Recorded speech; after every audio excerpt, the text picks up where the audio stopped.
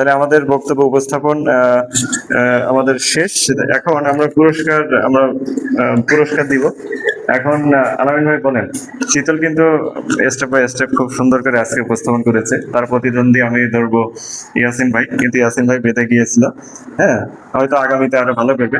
হ্যাঁ, তবে সামগ্রিকভাবে হচ্ছে আমি শীতলকে প্রথম ঘোষণা করছি আজকের জন্য। আজকে সে সুন্দরভাবে তারিখ সহকারে উল্লেখ করে বক্তব্য উপস্থাপন করেছে।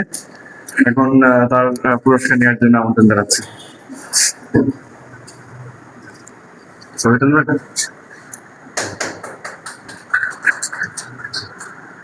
অসংখ্য ধন্যবাদ। এখন শীতলের কাছে আরেকটা বিষয় জানতে চাবো, সেটা হচ্ছে যে অনেকে আজকে পরামর্শ দিল যে মডেল টেস্ট গুলো আমাদের আরো কোনো মডিফাই করা যায় কিনা। এখন শীতলের কোনো মতামত আছে কিনা? আমার মতে আমাদের সিলেবাস ভিত্তিক যে পড়াশোনাটা চলছে এখানে যথেষ্ট পরিমাণে একটা পড়া দেওয়া থাকে। আর আমি যতটুকু দেখছি সবার যেহেতু রেজাল্ট শিটটা পাবলিকলি প্রকাশ করা হয়, এখানে মানে খুব ভালো, মাঝারি এবং যারা নতুন আসছে তারা একটু কম পাচ্ছে। তার মানে বোঝা যাচ্ছে এখানে আমাদের 3 ধরনের স্টুডেন্টই যেহেতু আছে, সেক্ষেত্রে আমার মনে হয় আমাদের এই সিলেবাসের বিষয়টা একটু মাথায় রাখা উচিত যাতে সবাই একটা মোটামুটি ভালো পারফরমেন্স করতে পারে। তবে আজকের একটা প্রস্তাবনা আমার বেশ ইউনিকই লেগেছে যে আমরা প্রতি মাসের মডেল টেস্টগুলোর পাশাপাশি মানে কোনো সিলেবাসবিহীন একদিন মানে বেসিক যে বিষয় থেকে প্রশ্ন আসে, আমরা তো অলরেডি পড়াশোনা অনেকদিন করেছি। হ্যাঁ, আমরা জানি যে কোন বিষয়গুলো থেকে প্রশ্ন আসে।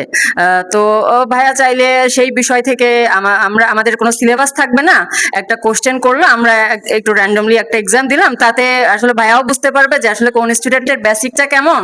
অনেকে আছে শুধু এটা মুখস্থ করে এসেই বেশ ভালো একটা পারফরমেন্স করে, যদিও এটা আমাদের কোনো অসুবিধা না। তারপরেও আসলে আমাদের বেসিক যাচাইয়েরও একটা বিষয় যেহেতু আছে, তা আমি মনে করি এই প্রস্তাবনাটা ভাইয়া সামনে কিভাবে আপনি এটা করা যায় একটু চেষ্টা আপনি আশা করি আপনি করবেন।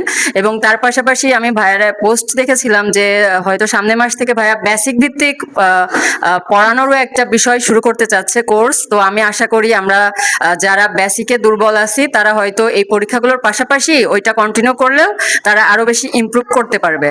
আর যারা ভালো আছি বা আমরা অনেকেই, আমি নিজেই মূলত সময়ের অভাবে শুধু এক্সাম বেসটা ক্যারি করতেছি, যেহেতু আমি অলরেডি একটা ছোটখাটো জব করি। আমার হয়তো সম্ভব না, কিন্তু যারা দুর্বল আছেন পরীক্ষাতে বুঝতে পারছেন যে আমার এই জিনিসের আসলে বেসিকই ভালো না, এই জন্য আমি এইভাবে করে পারতেছি না, তারা আশা করি ভাইয়ার এই কোর্সে অংশগ্রহণ করে তাদের ইমপ্রুভমেন্টটা আগায় নিয়ে যাবেন। ধন্যবাদ সবাইকে। অসংখ্য ধন্যবাদ। আমি ইয়াসিন ভাইকেও পুরস্কার দিতে চাই, যে ইয়াসিন ভাই সুন্দর উপস্থাপনা করেছে, তাকে অনুপ্রেরণা দেওয়ার জন্য। ইয়াসিন ভাই আসেন। ধন্যবাদ ইয়াসিন ভাইকে। ওকে।